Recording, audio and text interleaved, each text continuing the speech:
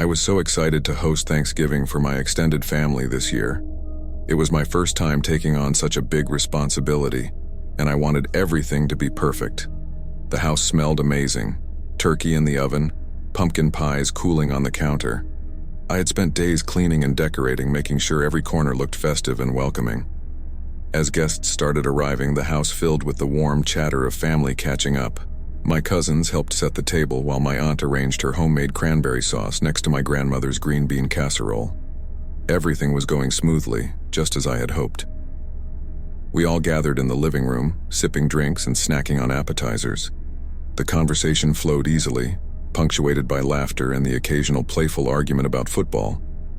I felt a sense of pride, seeing everyone enjoying themselves in the home I had worked so hard to prepare. Suddenly, the front door burst open with a bang that made everyone jump.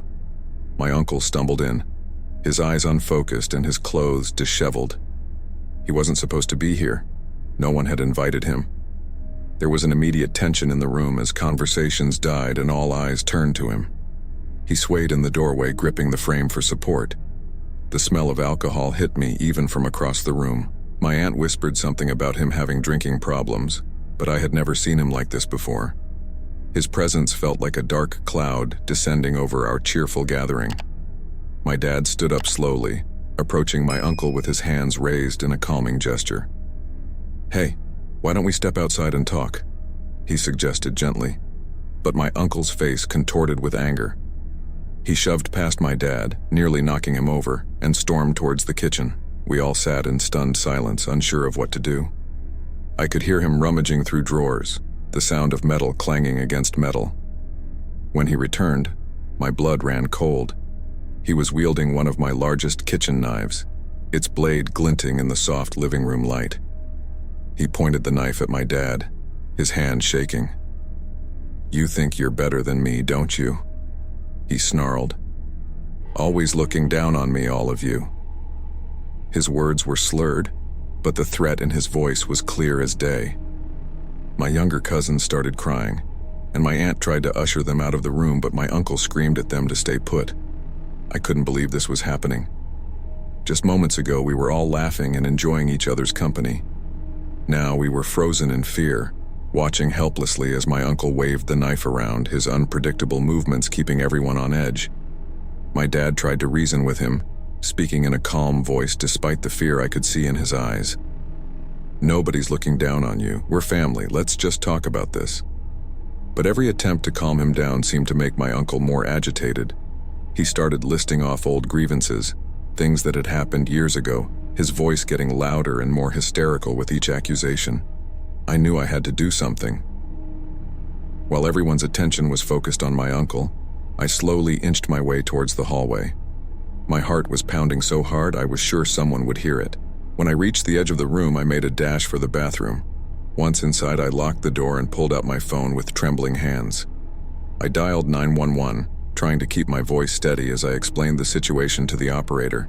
She assured me help was on the way, but warned me to stay hidden and quiet. Those next 15 minutes were the longest of my life. I sat on the cold tile floor, my ear pressed against the door, straining to hear what was happening in the living room. The muffled sounds of my uncle's angry voice, punctuated by sobs and pleas from my family, filtered through. Every few seconds I expected to hear screams or the sound of violence erupting. I could hear my grandmother trying to reason with my uncle, her voice shaky but determined. She reminded him of happier times, of how close they all used to be. For a moment it seemed to be working. His voice lowered, and I dared to hope he might be calming down. But then something set him off again. I heard a crash, something being knocked over or thrown, followed by more shouting. My uncle's voice rose to a fever pitch, making threats that chilled me to the bone. I heard my mom cry out, and I had to fight every instinct to run out there to her. Just when I thought I couldn't take it anymore, I heard the blessed sound of sirens in the distance. Relief washed over me, quickly followed by a new wave of fear. How would my uncle react to the police arrival? The sirens grew louder, and I heard my uncle's panicked voice. "Who called them? Who fucking called them?" he shouted. There was a commotion, the sound of furniture being moved, people pleading. I held my breath, terrified of what might happen in these last few moments before help arrived. Suddenly, there was a loud bang, the front door being forced open. I heard authoritative voices shouting commands, drowning out my uncle's incoherent yelling. There was a scuffle, the sound of something, or someone, hitting the floor hard. Then an eerie quiet fell over the house. I stayed frozen in place, unsure if it was truly over. After what felt like an eternity, there was a gentle knock on the bathroom door. "Ma'am, this is the police. It's safe to come out now." With shaky legs, I stood and unlocked the door. The scene that greeted me in the living room was one of utter chaos. Furniture was overturned, glass from a broken vase glittered on the carpet. My family members were huddled together, many of them crying. And there, being led out in handcuffs, was my uncle. Subdued now, his head hanging low. As the police officers took statements and paramedics checked on my family members, I stood there, struggling to process what had just happened. Our perfect Thanksgiving had turned into a nightmare in the blink of an eye. The turkey was still in the oven, probably burnt beyond recognition now. The pies sat untouched on the counter, and our sense of safety and family unity lay shattered like that vase on the floor. Hey there. Hope you're enjoying the video so far. If you do, please hit the like button and subscribe to the channel. It really helps the channel to grow and reach more people. And now.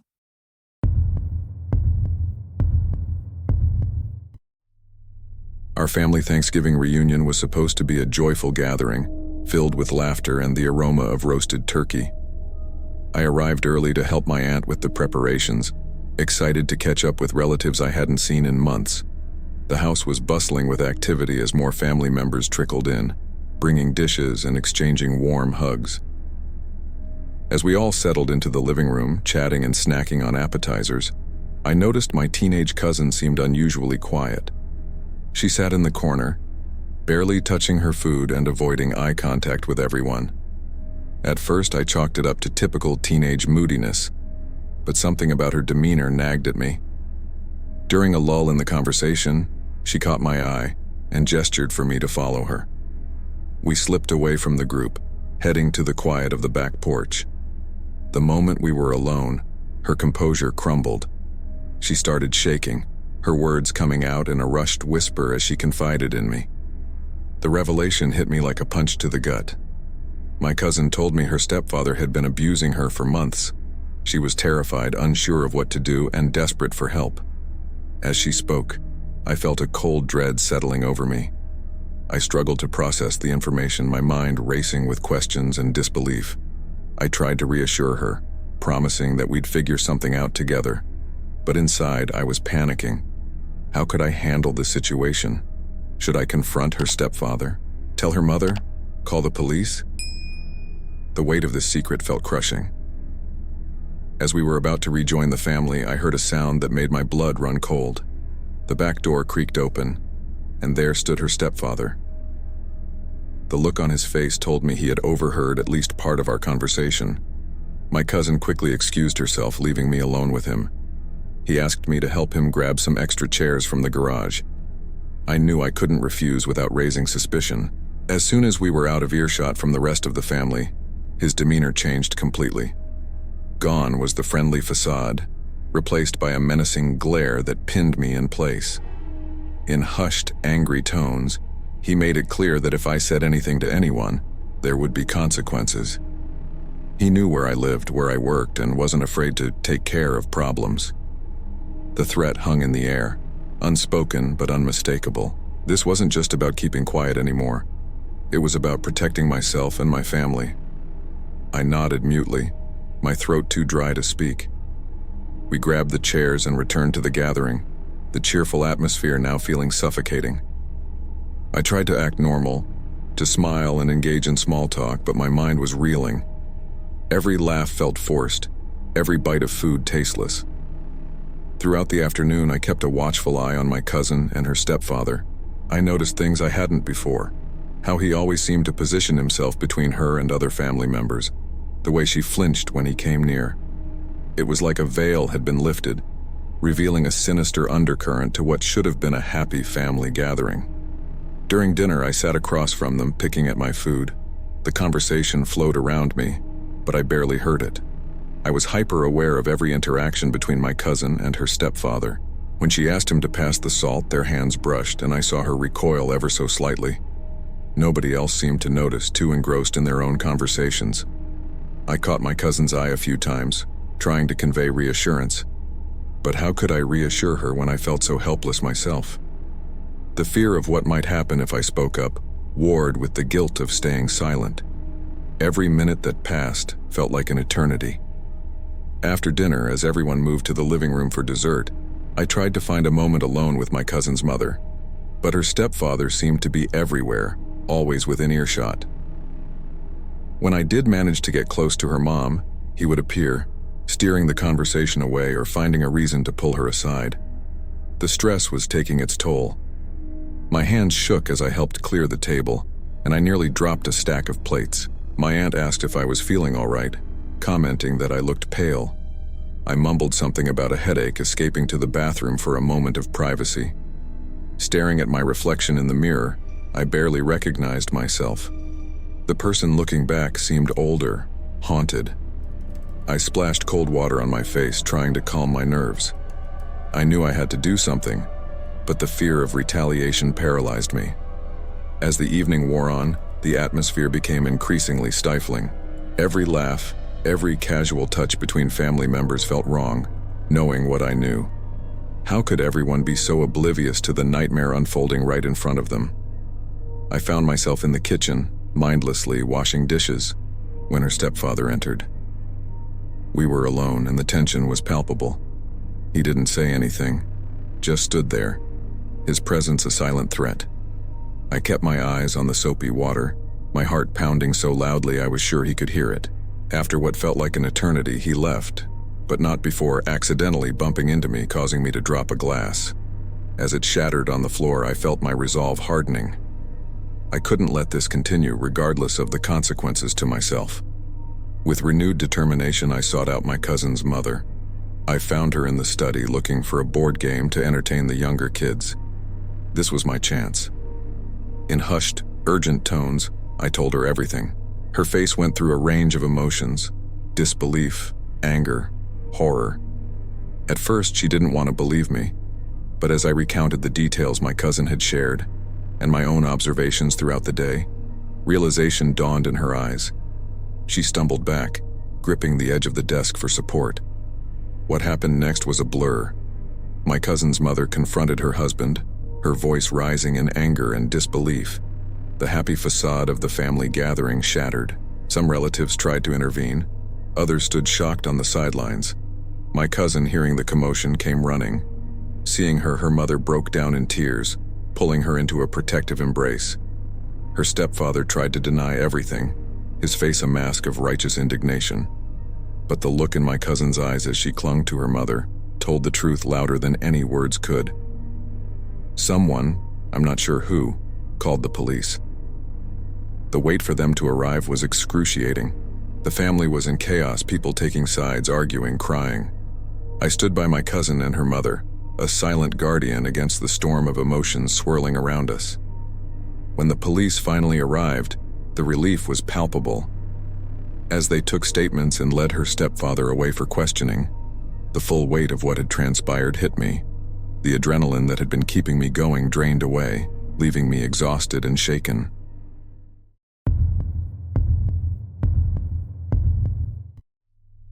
The aroma of roasted turkey and pumpkin pie filled the air as I put the finishing touches on our Thanksgiving table. The house buzzed with the familiar sounds of family arriving, car doors slamming, excited chatter, and the rustle of coats being removed. I smoothed the tablecloth one last time, adjusting a centerpiece of autumn leaves and candles. My brother's voice rang out from the entryway, announcing his arrival. I headed to greet him, curious to meet the new girlfriend he'd mentioned bringing.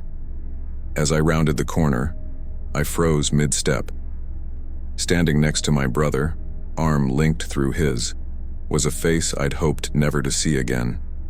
Her eyes locked onto mine, a flicker of recognition quickly masked by a warm smile. My brother, oblivious to my sudden tension, introduced us.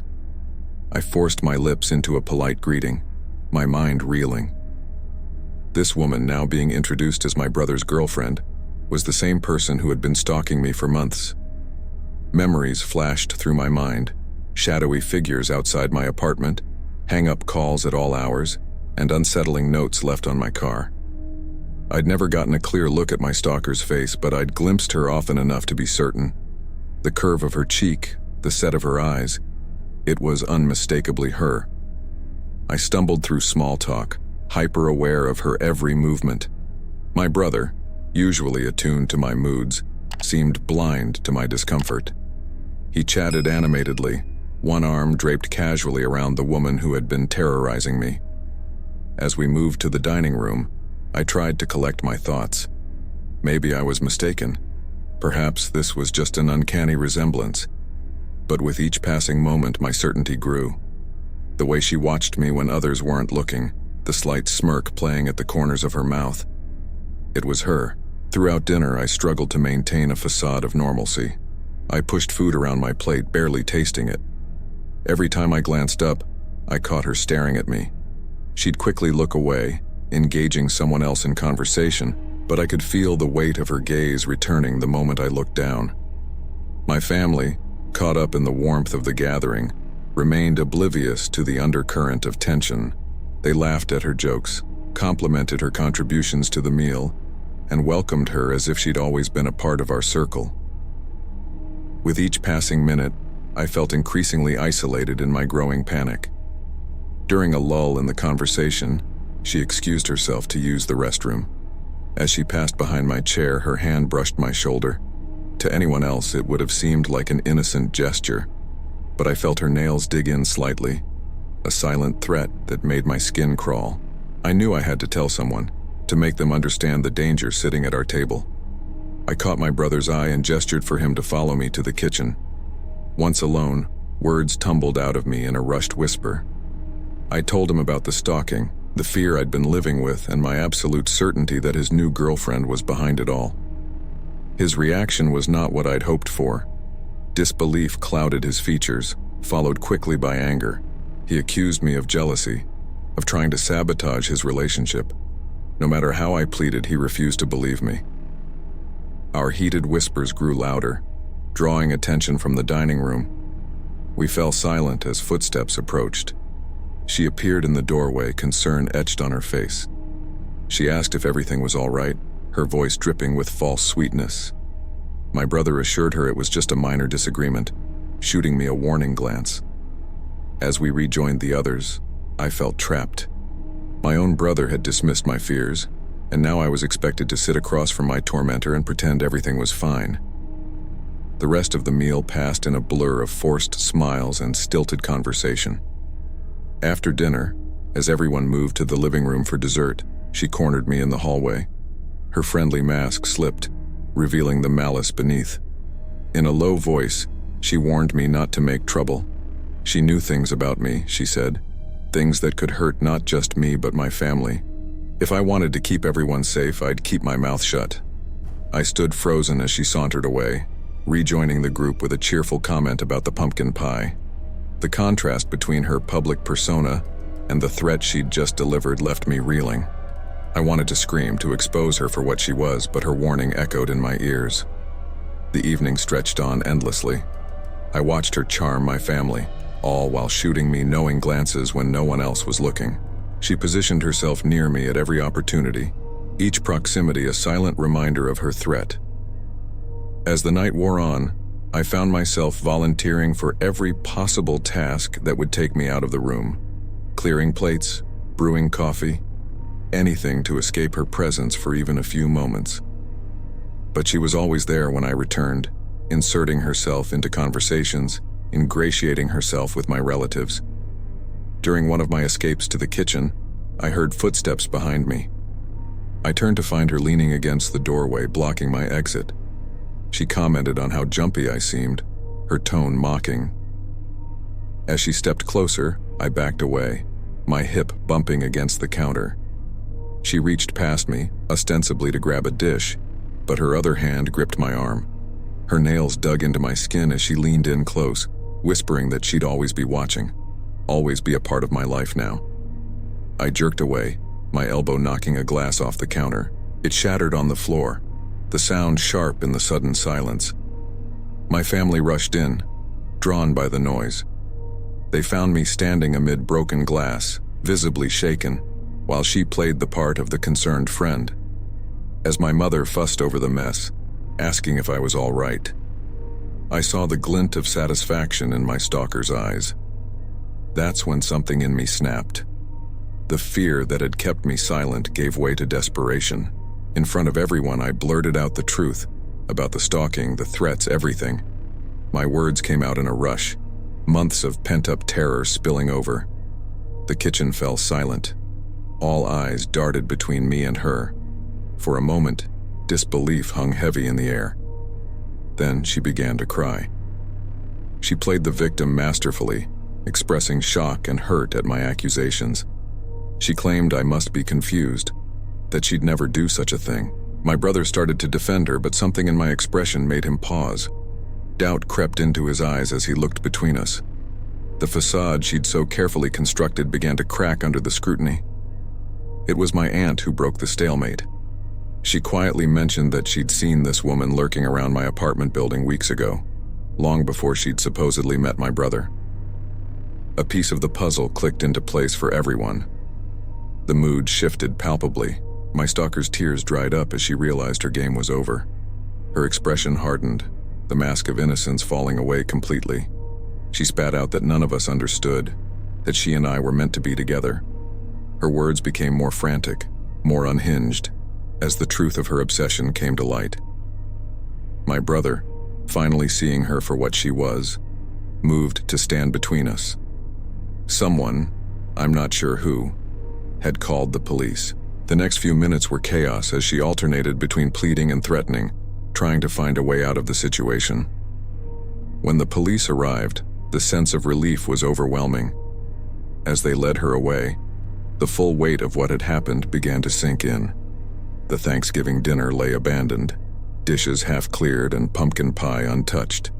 The festive atmosphere had been shattered, replaced by a stunned silence.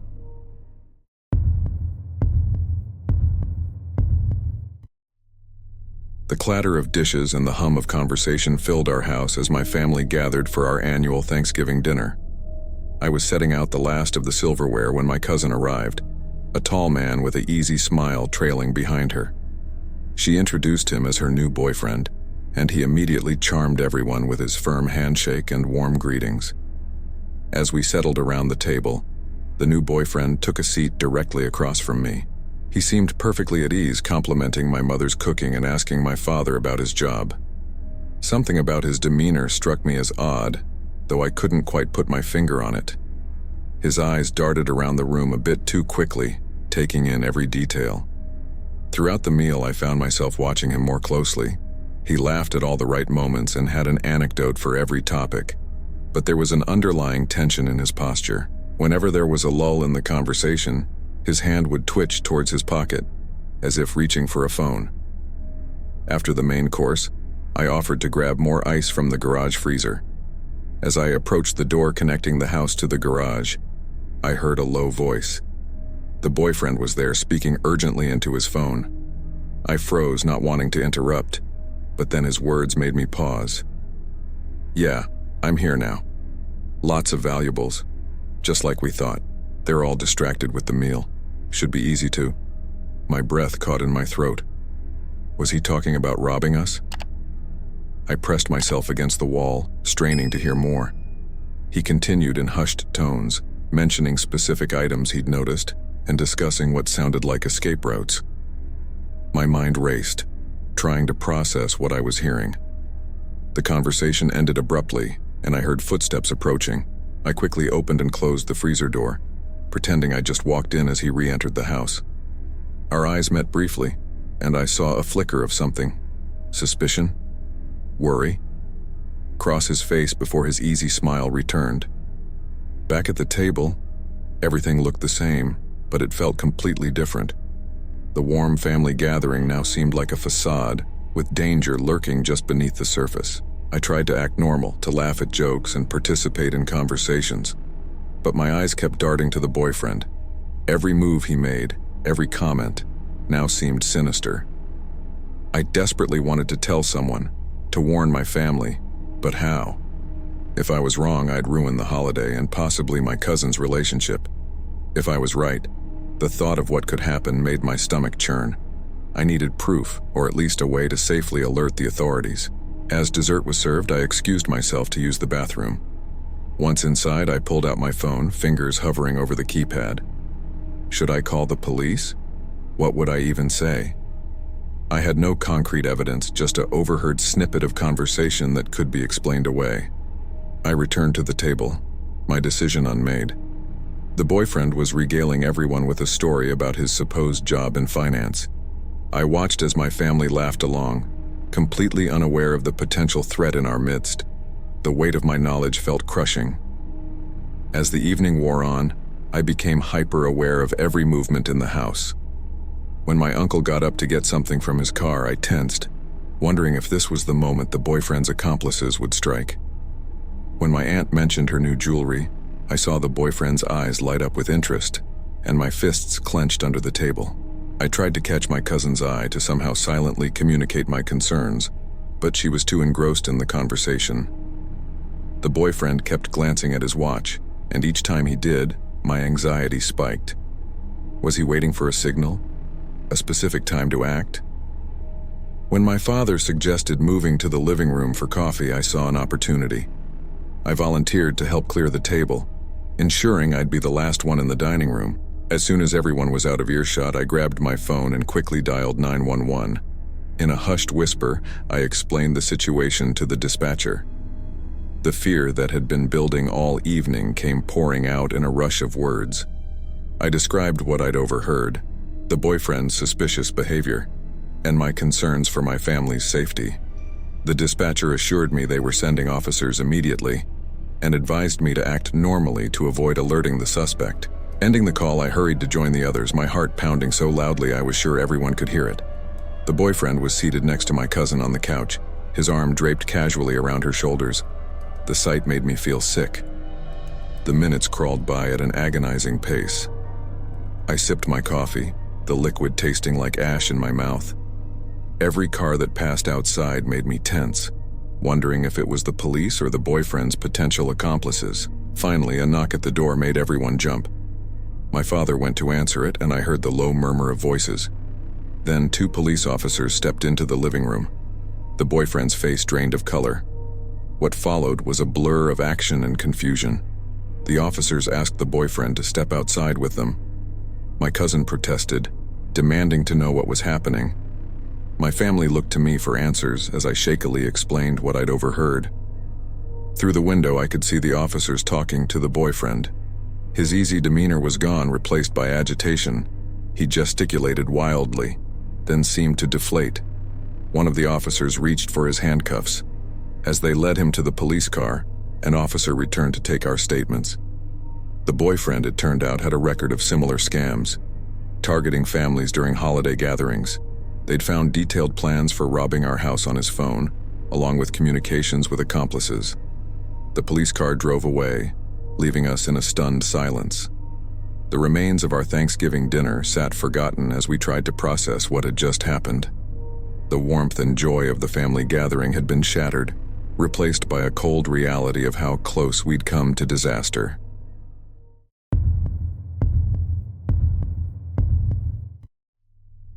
The living room was packed with my extended family, all gathered for our annual Thanksgiving reunion. The familiar scent of roast turkey and pumpkin pie filled the air as we settled in after dinner.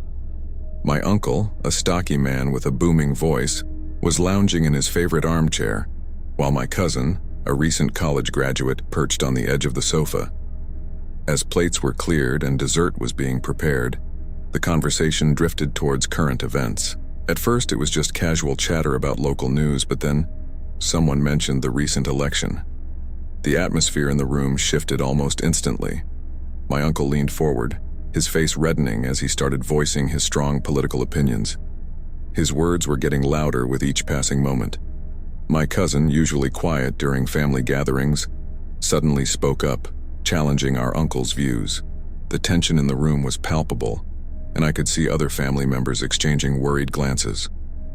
What started as a difference of opinion quickly escalated into a heated argument. Their voices grew louder, drowning out attempts by others to change the subject or calm them down. I watched as my grandmother nervously wrung her hands, while my younger cousins huddled together on the far side of the room, eyes wide with confusion and fear. The shouting match continued to intensify. My uncle stood up abruptly, his chair scraping loudly against the hardwood floor. He towered over my cousin, who also rose to his feet, refusing to back down. Their faces were inches apart now, both red with anger, veins visibly pulsing in their necks. Sensing the situation was getting out of hand, I decided to intervene. I stepped between them, placing a hand on each of their chests, trying to create some distance. I could feel their rapid heartbeats beneath my palms as I urged them to calm down. For a moment, it seemed like my intervention might work. They both took a step back, still glaring at each other but no longer shouting. Then, in a split second, everything changed. My uncle lunged forward, shoving my cousin hard. As I tried to hold them apart, they grappled with each other, knocking over a side table and sending a lamp crashing to the floor. In the chaos of the moment, as I struggled to separate them, I felt something hard press against my side. Before I could process what it was, I saw a flash of metal fall to the floor. Time seemed to slow down as I recognized the object, a handgun. It had fallen from my uncle's waistband during the scuffle. The room fell silent for a split second as everyone registered what had happened. Then, pandemonium erupted. Someone screamed, others started shouting in panic. I stood frozen, staring at the gun on the floor, unable to comprehend why my uncle had brought a weapon to our family gathering. In the commotion that followed, someone must have accidentally kicked the gun. I heard a deafening bang, followed by a sharp, burning sensation in my arm. The realization that the gun had gone off didn't hit me immediately. I looked down to see a tear in my sleeve, a thin line of red quickly spreading across the fabric. The pain set in a moment later, a searing heat that made me gasp. I clutched my arm, feeling warm blood seeping between my fingers. The room spun around me as the full impact of what had just happened began to sink in. My own uncle had brought a loaded gun to our Thanksgiving dinner, and in the middle of a family argument it had gone off and shot me. Family members rushed to my side, their faces a blur of shock and concern. Someone pressed a cloth against my wound while another frantically dialed 911. I could hear my aunt sobbing hysterically in the background, and my younger cousins crying in fear. My uncle stood rooted to the spot, all color drained from his face. He kept mumbling something, but I couldn't make out the words over the ringing in my ears. My cousin, who moments ago had been locked in a heated argument, now looked pale and shaken, repeatedly asking if I was okay. The wait for the ambulance felt like an eternity. I sat on the couch surrounded by my family, all of us in a state of shock. The once warm and inviting living room now felt alien and hostile. The remnants of our Thanksgiving feast lay forgotten in the dining room, a stark contrast to the scene of chaos around us. As we waited, I couldn't help but replay the events in my mind. How had a family dinner turned into this nightmare? The realization that my uncle had been carrying a concealed weapon throughout our gathering made me feel sick. Questions raced through my mind. How long had he been bringing a gun to family events? Did anyone else know? What could have happened if the situation had escalated even further? The sound of sirens approaching brought me back to the present. Blue and red lights flashed through the windows, illuminating the tense faces of my family members. As the paramedics entered, followed closely by police officers, the reality of the situation hit me full force. This wasn't just a family argument gone wrong. It was now a crime scene. The paramedics quickly attended to my arm, their efficient movements and calm demeanor a stark contrast to the chaos around them. As they worked, I could see police officers questioning my uncle and cousin separately. The gun lay where it had fallen, now surrounded by evidence markers. My grandmother sat in the corner, tears streaming down her face as she watched the police search the room.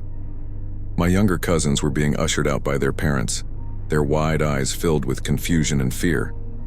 The family portrait on the wall, taken just last year with all of us smiling, now seemed like it belonged to a different world entirely. As the paramedics prepared to take me to the hospital, I caught a glimpse of my uncle being handcuffed. The man who had always been the life of our family gatherings, who had taught me how to fish and fix a car, was now being led away by police officers. The look of shame and regret on his face was something I'll never forget. The last thing I saw as they wheeled me out was my family, scattered around the room in various states of shock and disbelief.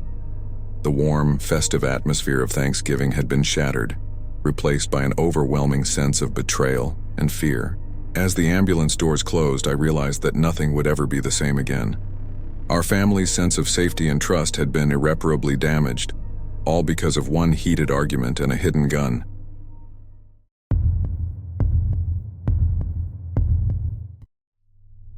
The warmth of the fireplace filled the living room as our family gathered for Thanksgiving dinner. My parents' house in the quiet suburb buzzed with the familiar chatter of relatives catching up.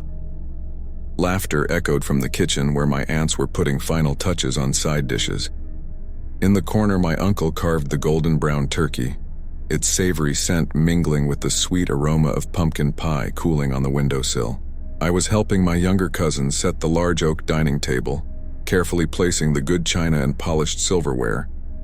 The clink of glasses and rustle of napkins blended with the muffled sounds of the football game my dad and brothers were watching in the den. Everything felt normal, comfortable, just like every other Thanksgiving we'd celebrated in this house. As we were about to call everyone to the table, a sharp crack cut through the air. At first I thought someone had dropped a plate or slammed a door, but then another crack followed, louder and unmistakable. Gunshots, close by. The room fell silent for a moment, everyone frozen in disbelief. Then my mom's voice, tight with fear, urged us all to get to the basement. The comfortable holiday atmosphere shattered in an instant. Plates clattered as they were hastily abandoned. The football game continued to play, an eerie backdrop to our panicked movements. My dad quickly flipped off lights as we hurried towards the basement door. I ushered my younger cousins ahead of me, their eyes wide with confusion and fear. My aunt struggled to help my grandmother down the stairs, her cane thumping against each step. In the dim light of the basement, we huddled together. The concrete floor was cold beneath us, a stark contrast to the warm living room we'd just left. The musty smell of old boxes and stored holiday decorations filled my nostrils. I could hear my own rapid breathing, along with the soft whimpers of my youngest cousin. My uncle, a former military man, took charge. He motioned for everyone to stay low and quiet. We spread out, some behind the old couch, others next to the washing machine. I found myself near the small window that peaked just above ground level, giving a limited view of our backyard. Minutes passed like hours. Every creak of the house settling made us flinch. The muffled sounds of sirens in the distance did little to calm our nerves. Were they coming for whatever was happening outside? Or was this something bigger? I kept my eyes fixed on that small window, straining to see any movement. The friendly backyard where we'd played countless games now seemed ominous and foreign in the fading evening light. Shadows stretched across the lawn, making it hard to distinguish objects from potential threats. Suddenly, a figure darted across my limited field of vision. My breath caught in my throat. It was a man running fast, something in his hand catching the last rays of sunlight. A gun. He was gone in an instant, but the image burned into my mind. The threat we'd feared was real, and it had just passed through our own backyard. I wanted to tell the others what I'd seen, but fear kept me silent. What if he heard us? What if there were others? The what-ifs multiplied in my mind, each more terrifying than the last. Time seemed to lose all meaning in that basement. The initial adrenaline rush faded, replaced by a deep, persistent fear. My legs began to cramp from staying in one position for so long, but I dared not move. The sound of my younger cousins trying to stifle their sobs was heartbreaking. I could see my aunt silently mouthing words of comfort, stroking their hair. At one point, we heard footsteps above us, heavy, unfamiliar footsteps. My uncle raised a finger to his lips, though the reminder was unnecessary. We were all holding our breath, every muscle tense. The steps moved from room to room. Was someone searching the house? Had the gunman decided to hide here? The doorknob to the basement rattled. I felt my nails digging into my palms, not even realizing I had clenched my fists. The door creaked open, and a beam of light swept down the stairs. I squeezed my eyes shut, certain this was the moment our hiding place would be discovered. But then a voice called out, "Police! Is anyone down there?" The relief was palpable. My uncle responded, identifying himself and slowly making his way up the stairs with his hands visible. The rest of us remained where we were, still unsure if it was truly safe. Gradually, we emerged from our hiding spots. My legs shook as I stood, pins and needles shooting through them. As we made our way upstairs, the scene that greeted us was surreal. Our half-prepared Thanksgiving dinner still lay on the table, now cold and forgotten. Police officers moved through our house, their presence a stark reminder of the danger that had passed so close to us. We learned in bits and pieces what had happened. A robbery at the convenience store a few blocks away had gone wrong. The perpetrator had fled through our neighborhood, triggering a massive police response. Our house, with its lights suddenly going dark, had been searched as a precaution. As the police began to leave and we were assured the danger had passed, the reality of what we'd just experienced began to sink in. Our safe, quiet suburb had been invaded by violence. Our family sanctuary had been transformed into a hiding place, and our day of gratitude had become a day of fear and uncertainty. The Thanksgiving turkey sat untouched, a poignant reminder of how quickly everything had changed. As we stood in the living room surrounded by the remnants of our interrupted celebration, the sound of more sirens in the distance served as a chilling reminder that the world outside our doors was not as safe as we'd always believed.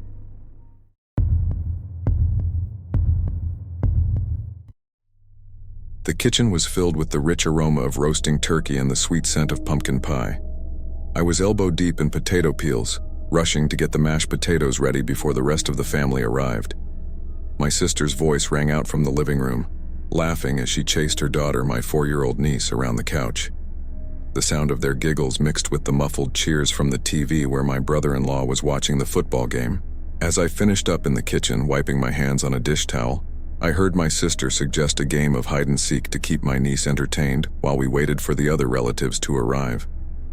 The little girl's excited squeals echoed through the house as she ran off to hide. I smiled to myself, remembering how much I used to love that game at her age. The doorbell rang, and I went to greet my parents and grandparents. In the flurry of hugs, coats being hung up, and dishes being carried to the kitchen, I barely registered the sound of my sister calling out that she couldn't find her daughter. It wasn't unusual for my niece to be an expert at hide-and-seek, often choosing the most creative hiding spots.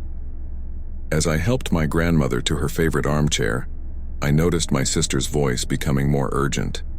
She was moving from room to room, calling out with increasing frequency. The playful tone had disappeared, replaced by a hint of worry. I reassured her, suggesting places to look that a small child might find appealing. Minutes ticked by, and the atmosphere in the house began to shift. The football game was muted, and conversations died down as more family members joined the search. We checked every closet, behind every piece of furniture, under every bed. The growing knot in my stomach tightened with each empty space we discovered. My brother-in-law suggested we check outside. The late November air bit at my skin as we stepped onto the porch. The sky was overcast, threatening rain or even snow. We spread out across the yard, peering into bushes and calling my niece's name. The neighbor's dog started barking, adding to the tension that was building with each passing moment. As we regrouped on the porch, empty-handed, and with worry etched on our faces, my sister's composure began to crack. Her voice trembled as she suggested calling the police. My brother-in-law nodded grimly and went inside to make the call. The rest of us stood there, the festive mood of Thanksgiving completely evaporated. While we waited for the police to arrive, we organized a wider search. Neighbors were alerted, and soon our quiet suburban street was buzzing with activity. People emerged from their homes, concern evident on their faces as they learned what was happening. I found myself explaining the situation over and over, each retelling making the reality of our situation more terrifying. The police arrived, their presence both reassuring and alarming. They asked questions, jotting down notes and speaking into their radios. As they coordinated with my brother-in-law to establish a search perimeter, I couldn't help but notice how the officers' hands rested near their holsters. It was a subtle reminder of the potential dangers they might be anticipating. As darkness began to fall, the search intensified. Flashlights bobbed in the growing shadows and calls of my niece's name echoed through the neighborhood. The temperature dropped, and a light drizzle began to fall, making the search even more urgent. I couldn't stop thinking about how cold and scared my niece must be, out there alone in the dark. Someone suggested checking the creek that ran behind our row of houses. The idea of my niece near water in the dark sent a jolt of fear through me. Without hesitation, I volunteered to search along the creek bed. As I made my way down the slippery bank, the beam of my flashlight dancing across the water's surface, I couldn't shake the terrifying images that flashed through my mind. The water was numbingly cold as I waded in, my shoes and socks quickly soaked through. Every shadow, every ripple in the water seemed to take on a sinister shape. I called out repeatedly, my voice growing hoarse, straining to hear any response over the sound of running water and my own splashing. Hours passed and the search expanded further into the neighborhood. Every shed, every garage, every parked car was checked and rechecked. The police brought in dogs, their barks adding to the cacophony of searchers calling out. Neighbors I'd never spoken to before were now united in this desperate hunt, their faces etched with determination and shared worry. As we approached the 6th hour of searching, exhaustion began to set in. My clothes were damp from the drizzle and creek water, and my limbs felt heavy. But the thought of giving up was unbearable. Every passing minute seemed to diminish our chances of finding my niece safe and sound. Then, suddenly, a shout went up from a few houses down. At first I couldn't make out the words, but the tone was different. Urgent, but not fearful. As I ran towards the sound, I saw a group gathering around my neighbor's shed. My heart pounded as I pushed through the crowd. There, curled up on a pile of old blankets, was my niece. She was asleep, her thumb in her mouth, looking peaceful and unaware of the chaos she had inadvertently caused. The relief that washed over me was so intense it made my knees weak. My sister rushed past me, scooping up her daughter in a tight embrace, tears streaming down her face. As the news spread, cheers and cries of relief echoed through the neighborhood. The police quickly checked my niece for any injuries, but aside from being cold and a bit dirty, she was perfectly fine. She had apparently decided to take a nap in the middle of our game of hide-and-seek, choosing the unlocked shed as her hiding spot. In the midst of the celebration and relief, I stood there, watching as my niece was passed from one relieved family member to another. The fear and desperation of the past 6 hours still clung to me like the damp clothes I wore. As the adrenaline subsided, I felt a profound exhaustion settle over me. The Thanksgiving dinner we had been preparing seemed like a lifetime ago.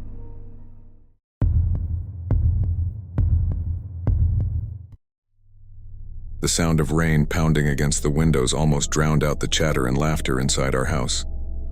Our extended family had gathered for Thanksgiving, filling every room with warmth and the buzz of conversation.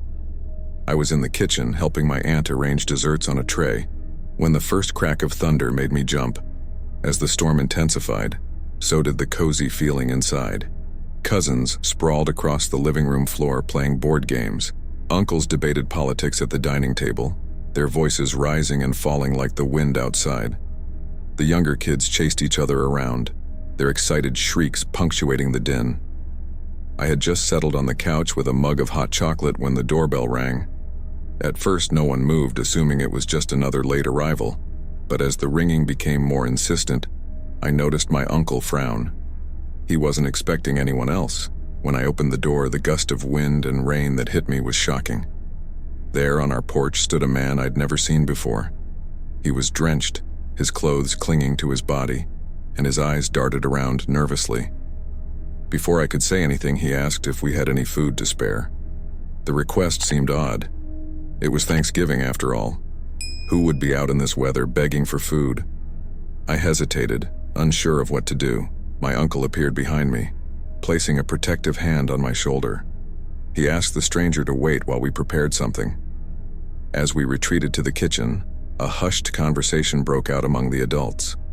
Some were concerned about the man's motives, while others felt we had a duty to help. In the end, we decided to make a plate. I watched as my aunt piled turkey, stuffing, and green beans onto a disposable plate, her movements quick and tense. When we returned to the door, plate in hand, something had changed. The man's posture was different, more aggressive. As my uncle reached out to hand him the food, the stranger suddenly lunged forward, trying to force his way in. His wet hands gripped the doorframe, and I could see the whites of his knuckles as he pushed. Everything happened so fast. My uncle shouted for help as he struggled to keep the door from opening fully. I stumbled backward, the plate of food clattering to the floor. In seconds, my cousins were there, adding their weight against the door. The stranger's face was pressed against the gap, his eyes wild and desperate. The sound of the man's grunts and our collective effort to keep him out filled the air. I could feel the door vibrating with each push and shove. Someone yelled to call the police, and I saw my aunt fumbling with her phone, her hands shaking. With one final coordinated push, we managed to close the door completely. The click of the lock was almost deafening in the sudden silence. We all stood there, breathing heavily, staring at the door as if it might burst open at any moment. Outside, we could hear movement. More than one person, it seemed.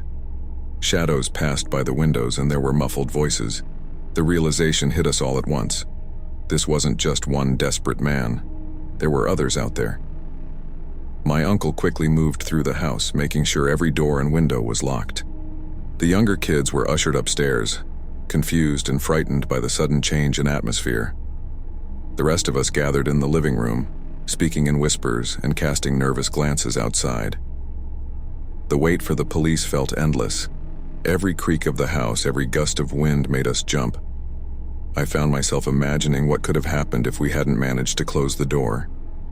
The thought of these strangers in our home, surrounded by my family, made me feel sick. When the police finally arrived, their flashing lights illuminated the rain-soaked street. As they approached the house, we saw them shine their flashlights around the property. They spoke briefly with my uncle on the porch, and then began to search the area. It was only then, as we watched from the windows, that we noticed the plate of food. It lay there on the porch, untouched. The realization was chilling. These people hadn't been after food at all. Their intentions were far more sinister. The police found no one, but they advised us to stay vigilant. They mentioned there had been reports of similar incidents in the area, groups targeting homes during holidays when families gather. As they left, promising to increase patrols in the neighborhood, I couldn't shake the feeling of vulnerability. Our Thanksgiving celebration resumed, but the mood had shifted dramatically. Conversations were muted, and everyone seemed to be on edge. The storm continued to rage outside, and with each flash of lightning I found myself scanning the yard, half expecting to see faces peering in at us. As the night wore on, we tried to return to some semblance of normalcy. But the incident had left its mark. The feeling of safety in our own home had been shattered. Every unexpected noise made us tense up. Even as we tried to focus on being grateful for our family and our safety, the memory of those desperate eyes and grasping hands lingered. The rain eventually subsided, but the unease remained. As family members prepared to leave, there were extra hugs, whispered warnings to be careful. We double and triple checked the locks, drew all the curtains. That night, sleep was elusive. I lay awake, replaying the events in my mind, wondering what might have happened if things had gone differently. In the harsh light of the next morning, the events of the previous night seemed almost surreal. But the uneaten plate of food still on the porch served as a stark reminder. It wasn't just about hunger or desperation. There had been a calculated attempt to invade our home, to disrupt our lives in ways we couldn't fully comprehend. As we cleaned up the remnants of our interrupted celebration, the weight of what had transpired hung heavy in the air. The sense of violation, the realization of how quickly things could have gone wrong, was profound. Our Thanksgiving would forever be marked by this incident, a stark reminder of the fragility of our sense of security and the importance of staying vigilant, even in moments of joy and togetherness.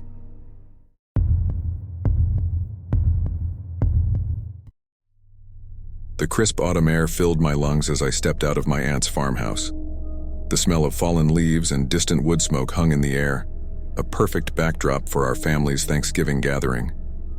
My aunt's place was nestled at the edge of a vast forest, far from the bustle of the city. As the afternoon wore on, a group of us decided to take a walk in the woods, something we'd done countless times before. There were 6 of us, my 2 cousins, their partners, my sister, and me. We set off down the familiar trail, laughing and chatting about old times. The forest was a tapestry of red and gold, leaves crunching underfoot with each step. At first, everything felt normal, comforting even. But as we ventured deeper into the woods, a subtle unease began to creep in. The light started to fade faster than we'd anticipated. The trees seemed to grow denser, their branches reaching out like gnarled fingers. I noticed my younger cousin checking his phone, a frown crossing his face. No signal.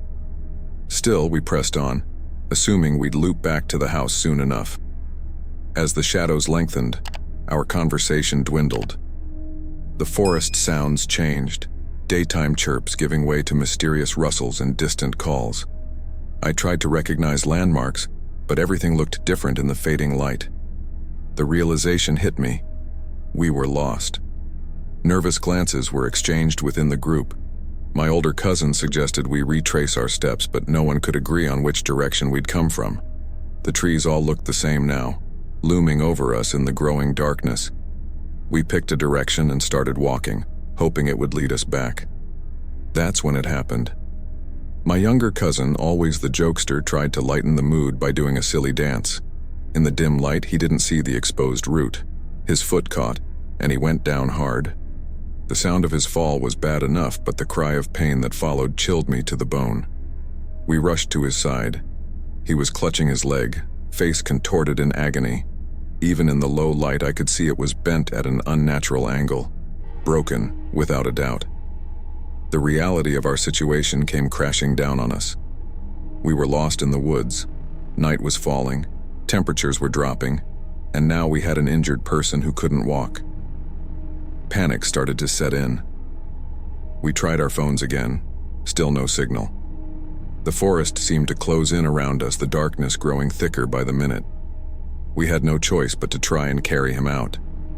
We fashioned a makeshift stretcher using our jackets, but it was awkward and heavy. We started moving, taking turns to carry my cousin. The going was slow and painful. Every step was a struggle, the uneven forest floor threatening to trip us at any moment. The weight of my cousin, combined with the stress of our situation, made my arms shake and my back ache. As we stumbled through the darkness, the forest came alive with sounds that sent shivers through me. An owl's hoot made us all jump. Something rustled in the underbrush nearby, too big to be a small animal. Was it a bear? A mountain lion? My mind raced with possibilities, each more terrifying than the last. The temperature continued to drop. Our breath came out in visible puffs, and I could feel the cold seeping through my clothes. My cousin's pained groans grew more frequent, and I could sense the fear in his voice. We were all scared, but we tried to put on brave faces for each other. Hours passed, or at least it felt like hours. Time seemed to lose all meaning in the dark forest. We'd stop to rest, then push on, driven by the desperate need to find our way back. Arguments broke out among the group. Some wanted to stay put and wait for rescue. Others insisted we keep moving. The stress was taking its toll on all of us. At one point, we heard a sound that made us all freeze. A long, low howl echoed through the trees. Wolves? Coyotes? Whatever it was, it sounded close. We picked up our pace, ignoring the burning in our muscles and the growing sense of hopelessness. Just when I thought things couldn't get worse, it started to rain. A cold, miserable drizzle that soaked through our clothes and made the forest floor treacherous.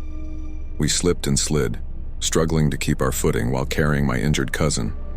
The darkness seemed absolute now, broken only by the occasional flash of lightning that turned the forest into a momentary alien landscape. I lost track of how many times we stumbled, how many scratches and bruises we accumulated. My cousin's weight seemed to increase with every step. We were all exhausted, scared, and beginning to lose hope. The thought that we might not make it out, that we might become another tragic story on the news, began to creep into my mind. Then, just as despair was about to overwhelm us, something changed. A faint glow in the distance caught my eye. At first, I thought I was imagining it, a hallucination born of exhaustion and fear. But as we moved closer, the light grew stronger. It was flickering, warm, firelight. A surge of energy coursed through the group. We quickened our pace, ignoring our aching bodies and the treacherous terrain. The light grew brighter, and soon we could make out the outline of a building, my aunt's house. Somehow, against all odds, we had found our way back. As we emerged from the tree line, the full reality of our ordeal hit me. The house was ablaze with light, family members rushing out to meet us. Their faces were a mix of relief and shock. We must have looked like we'd been through hell, muddy, scratched, soaking wet, and carrying my injured cousin. The next few moments were a blur of activity. My cousin was carefully moved inside, calls were made for medical help, and we were ushered into the warmth of the house. As I stood there dripping water on my aunt's floor, the events of the night replayed in my mind. The fear, the uncertainty, the physical strain. It all came crashing down on me at once. Looking around at my family, I could see the same mix of emotions on their faces. Relief, yes, but also a lingering fear of what could have happened. The woods that had always been a place of fun and adventure now seemed ominous and threatening. As the adrenaline wore off, I began to shake, the full impact of our experience finally sinking in.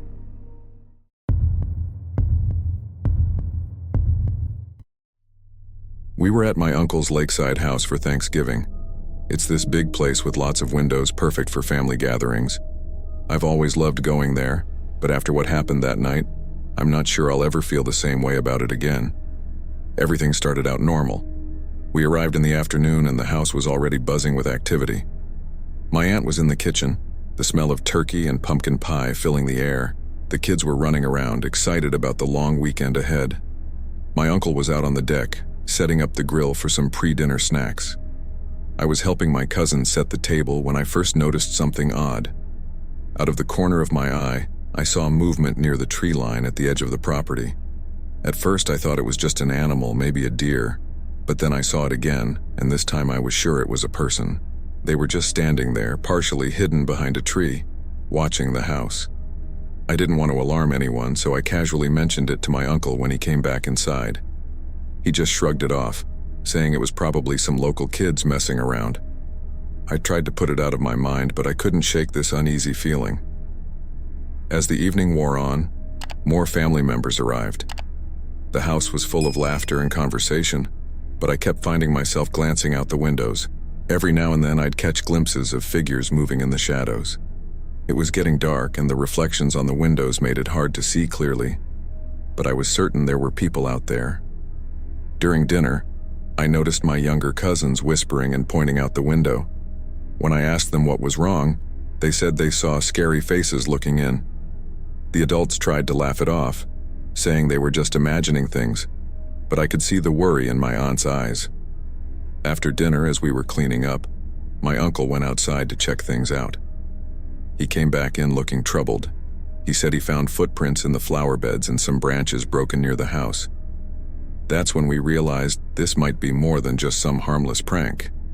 We decided to turn off the outside lights to see better into the darkness. That's when we saw them clearly for the first time. There were at least 5 or 6 people, all dressed in dark clothes, moving around the property. They seemed to be watching us, waiting for something. My uncle tried to confront them, shouting from the deck for them to leave. They just melted back into the shadows without a word. The silence was almost worse than if they had shouted back. It felt calculated, threatening. We were all on edge now. The younger kids were crying and the adults were trying to figure out what to do. Someone suggested calling the police, but my uncle wanted to wait, worried it might escalate the situation. As the night went on, their actions became bolder. We heard noises on the roof like someone was walking up there. Objects would suddenly move on the deck when no one was looking. It was like they were toying with us, seeing how far they could push before we broke. The breaking point came when a rock crashed through the living room window. Glass shattered everywhere, and everyone started screaming. Wrapped around the rock was a piece of paper with a message. I didn't get to read it, but I saw my uncle's face go pale when he did.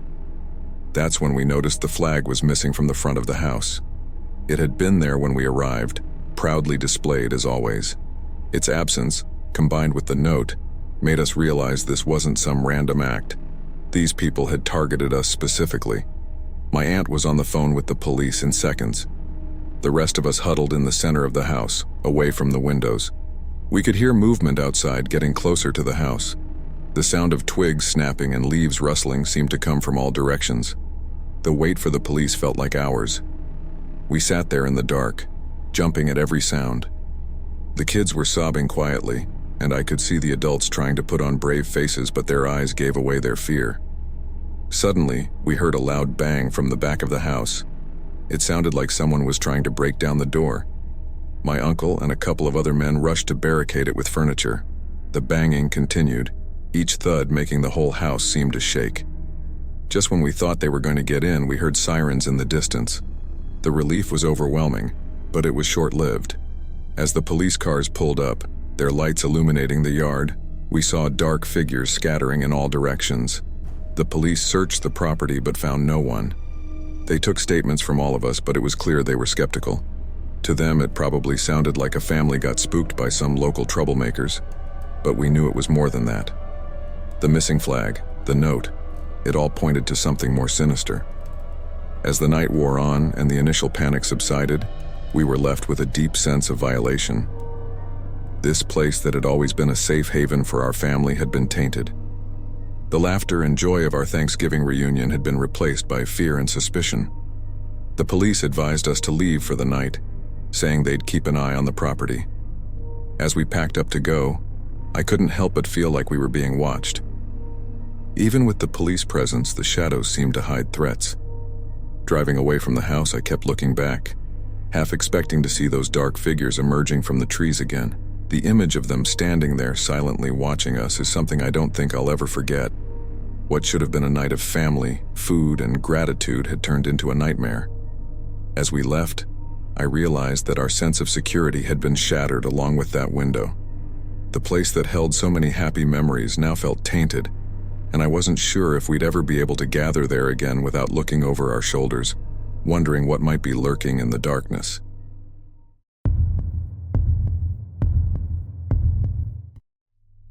I was hosting Thanksgiving at my place for the first time.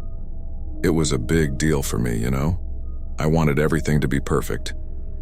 I'd spent days cleaning, shopping, and preparing. The turkey was in the oven, filling the house with that amazing smell. My sister and her kids had arrived early to help, and we were all bustling around setting the table, putting out appetizers. Then the doorbell rang. I wasn't expecting anyone else for at least another hour, so I was a bit confused. When I opened the door, I felt like the ground had disappeared from under my feet. It was my father. We hadn't spoken in years, and here he was, standing on my doorstep on Thanksgiving Day. At first, I just stood there, not knowing what to say. He looked different. His eyes were bloodshot, and he was swaying slightly. Before I could even process what was happening, he pushed past me into the house. The smell hit me as he walked by. A mix of alcohol and something else, something chemical. My sister came out of the kitchen to see what was going on, and I saw her face change when she saw our father. She knew, just like I did, that this wasn't going to end well. But what could we do? It was Thanksgiving, and he was our father, even if we hadn't seen him in years. I tried to act normal to salvage the situation. I offered him a drink, non-alcoholic of course, and tried to steer him towards the living room. But he was having none of it. He started talking loudly, his words slurring together. He was going on about how we had abandoned him, how we were ungrateful children. My nephew, only 5 years old, came into the room, curious about the commotion. My father's demeanor changed instantly. He got this look in his eye, a kind of manic excitement. He started talking to my nephew, telling him how he was his real grandfather, how he had so many stories to tell him. I tried to intervene to get my nephew away from him, but my father's mood swung again. He started shouting, saying we were trying to keep him from his family. His movements became erratic, knocking over a vase as he gesticulated wildly. The crash made everyone jump, and I could see the fear in my sister's eyes. Things escalated quickly after that. My father started making threats, saying he would take my nephew away, that we couldn't keep him from his family. I told my sister to take the kids upstairs to lock themselves in a room. I was trying to keep my voice calm, but I could hear the tremor in it. As my sister ushered the children upstairs, my father made a sudden move. He grabbed my arm, his grip painfully tight. I could smell the alcohol on his breath as he leaned in close, telling me that I couldn't control him, that he would show us all. I managed to break free, but the look in his eyes terrified me. This wasn't the father I remembered. This was someone unpredictable, dangerous. I tried to reason with him to get him to leave, but he wasn't listening. He was pacing around the living room, muttering to himself, occasionally shouting accusations at me. I was watching him closely, trying to predict what he might do next.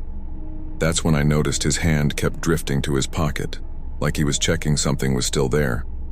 The realization hit me like a punch to the gut. Could he have a weapon? The thought made my blood run cold.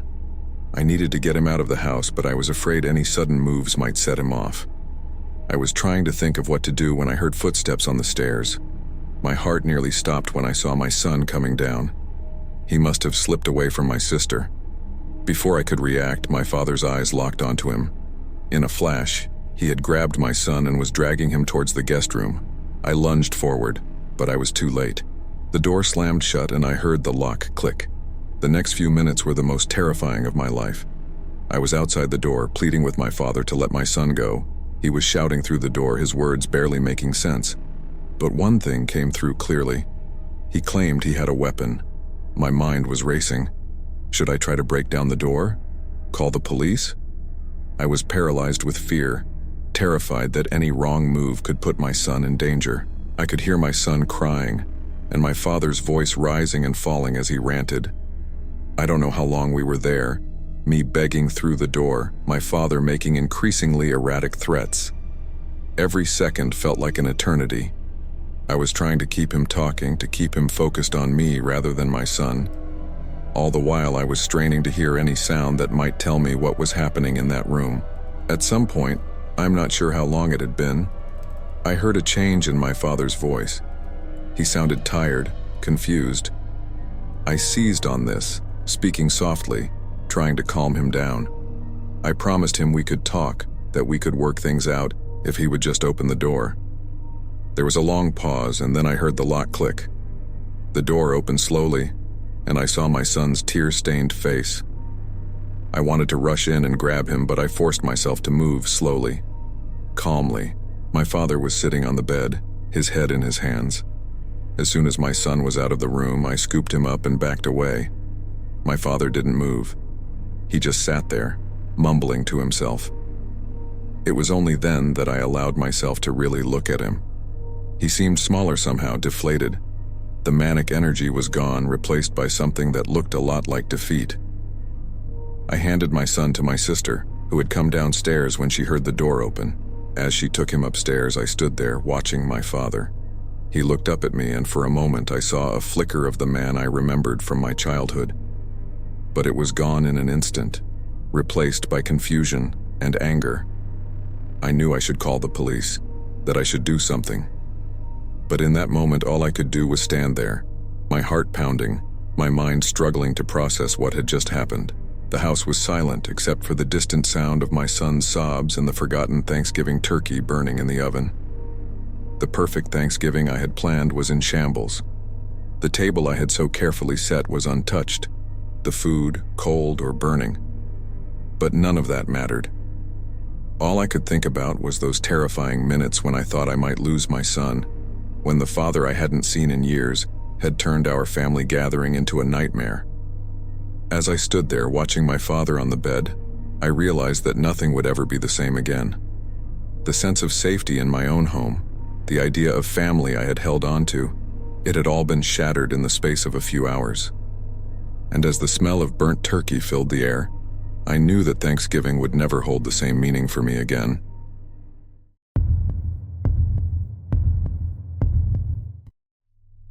We were all excited for Thanksgiving this year. It was the first time in a while that our whole family would be together, and we were finally going to meet my brother's new wife. I'd been busy all morning, helping my mom prepare the house. We have this big old Victorian place that's been in our family for generations, full of antiques and heirlooms. Mom always likes to have everything perfect for the holidays. When my brother arrived with his wife, I was struck by how quiet she was. She barely said hello, just nodded and smiled.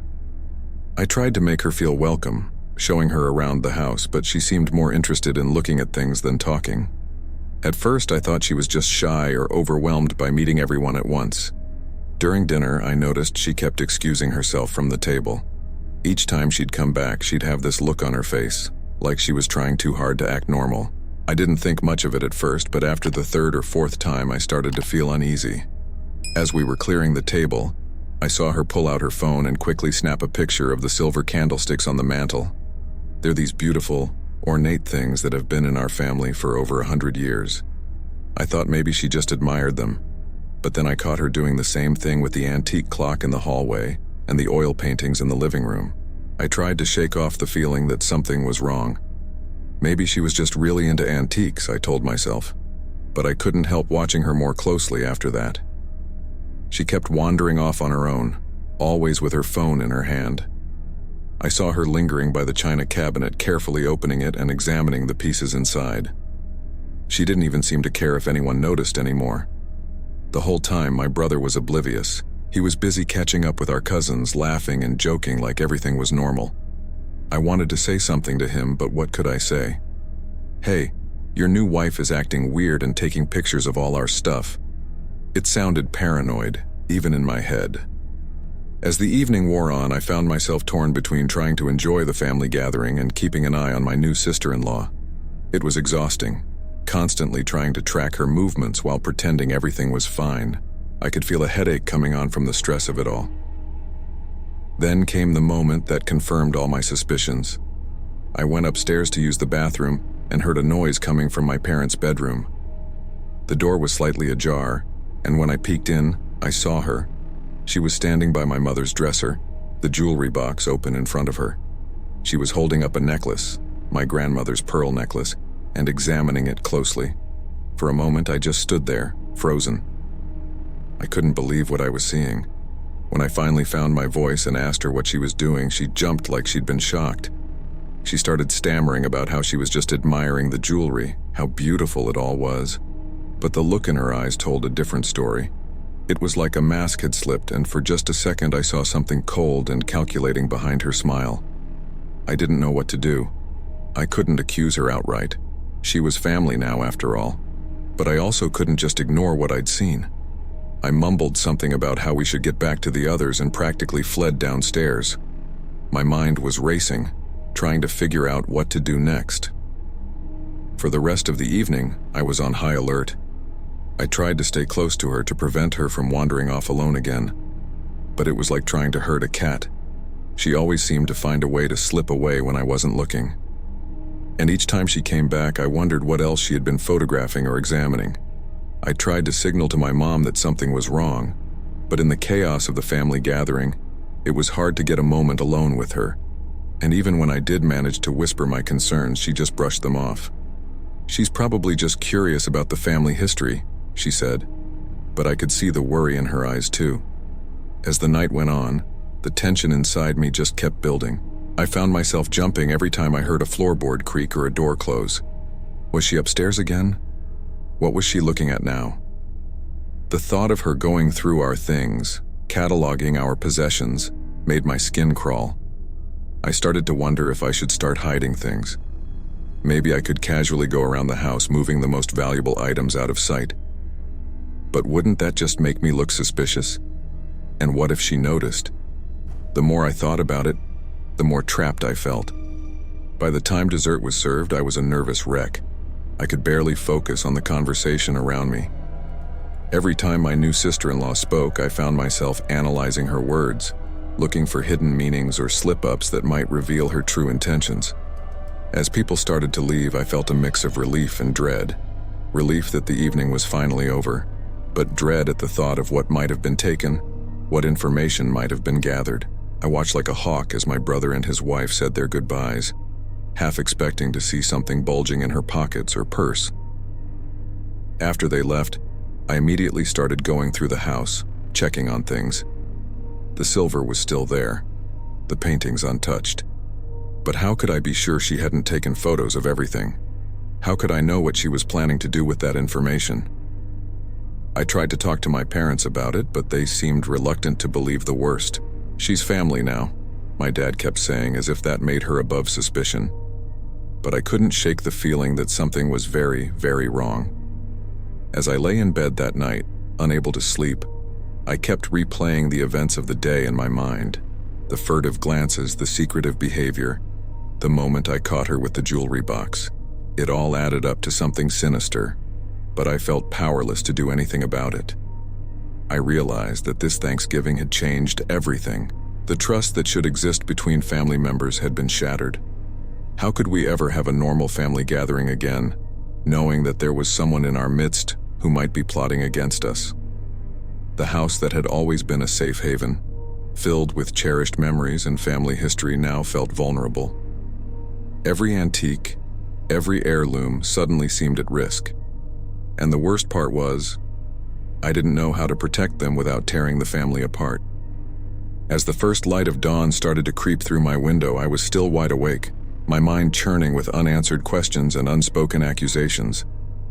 The warmth and joy of Thanksgiving had been replaced by a cold, gnawing fear, and I knew that nothing would ever be the same again.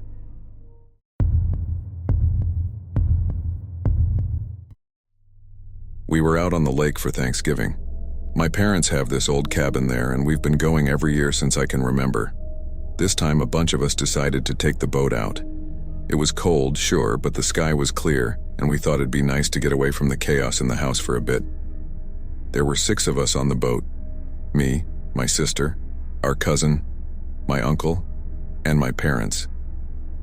The lake was calm, almost like glass. You could see the trees reflected perfectly on the surface. We'd been out for maybe half an hour, just cruising around, talking about nothing important. That's when my cousin started showing off.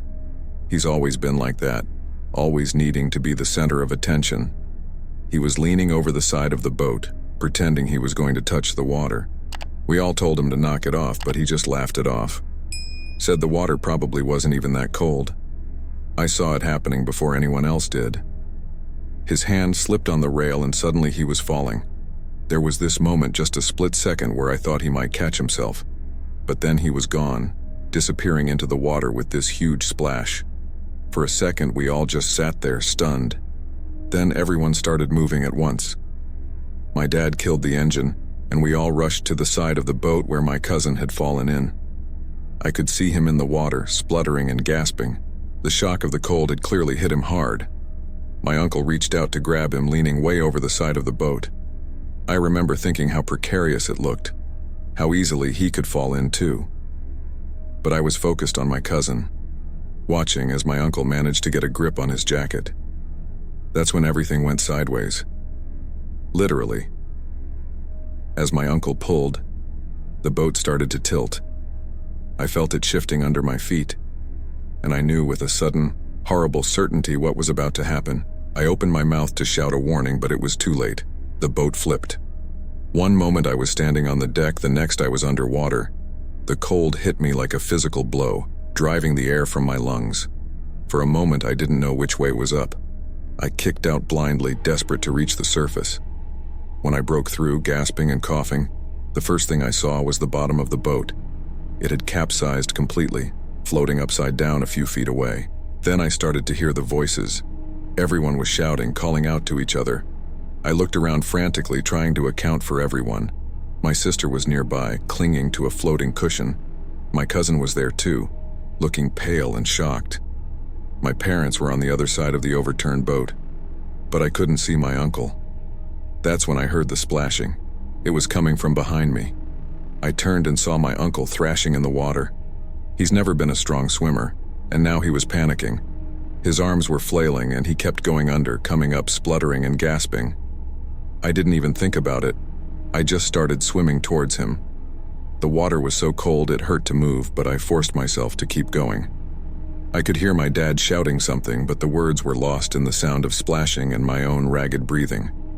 When I reached my uncle, he was barely staying afloat. His eyes were wide with fear and he was gasping for air. As soon as I got close, he grabbed onto me, nearly pushing me under in his panic. I had to fight to keep both of us above water. I tried to remember what I'd learned in those swimming lessons years ago. I got behind him, supporting him under his arms. But it was so much harder than I'd ever imagined. The cold was sapping my strength, and my clothes felt like they weighed a ton. That's when the reality of our situation really hit me. We were in the middle of the lake, far from shore. The water was freezing, our boat was capsized, and I was the only thing keeping my uncle from drowning. I tried to look around to see if there was anything we could use to help us float, but there was nothing within reach, just open water all around us. I could see the others, still clustered around the overturned boat, but they seemed so far away. Time seemed to stretch out endlessly. Every second felt like an hour. My arms and legs were burning with the effort of keeping us both afloat. My uncle had stopped thrashing, but his weight was dragging us both down. I kept having to spit out water as small waves splashed over us. I started to feel a different kind of fear. Not the sharp panic from when we first went in, but a deep, creeping dread. What if no one knew we were out here? What if help didn't come in time? The shore looked impossibly far away. I knew there was no way I could swim that far, especially not while supporting my uncle. The cold was really starting to get to me. I couldn't feel my fingers or toes anymore. My teeth were chattering so hard I thought they might break. But what scared me most was how tired I was getting. I knew that if I stopped moving, even for a moment, we'd both go under. I tried to focus on anything else. The sky above us, the trees on the distant shore, anything to distract from the burning in my muscles and the icy grip of the water. I could hear my family shouting, but their voices seemed to be coming from very far away. Just when I thought I couldn't hold on any longer, I heard a new sound. It was faint at first, barely audible over the lapping of the waves and my own labored breathing. But it was getting louder. A motor. I turned my head, trying to locate the source of the sound. That's when I saw it. A boat heading straight for us. I wanted to shout, to wave my arms, but I couldn't risk letting go of my uncle. All I could do was watch and hope they'd seen us. The rescue seemed to happen in a blur. One moment we were in the water, and the next, hands were reaching down, pulling us up. The bottom of the boat was rough under my hands as I collapsed onto it. I was shivering uncontrollably, but I was out of the water. As we sped towards the shore, I could see the others being pulled into other boats. Everyone was accounted for. We were safe. But even as relief washed over me, I couldn't shake the feeling of the cold water closing over my head, the certainty that at any moment, my strength would give out, and we'd slip beneath the surface. The boat bumped against the dock, and suddenly there were people all around us, wrapping us in blankets, helping us to our feet. My legs felt like jelly as I stumbled onto solid ground. I looked back at the lake, at the small dot in the distance that was our capsized boat. It seemed impossible that we'd been out there just minutes ago, fighting for our lives in that vast, cold expanse of water. Hey there again. Hope you enjoyed the video. Remember to hit the like button and to subscribe to the channel. This will really help the channel to grow and you can be notified of the new videos. And I have something more for you.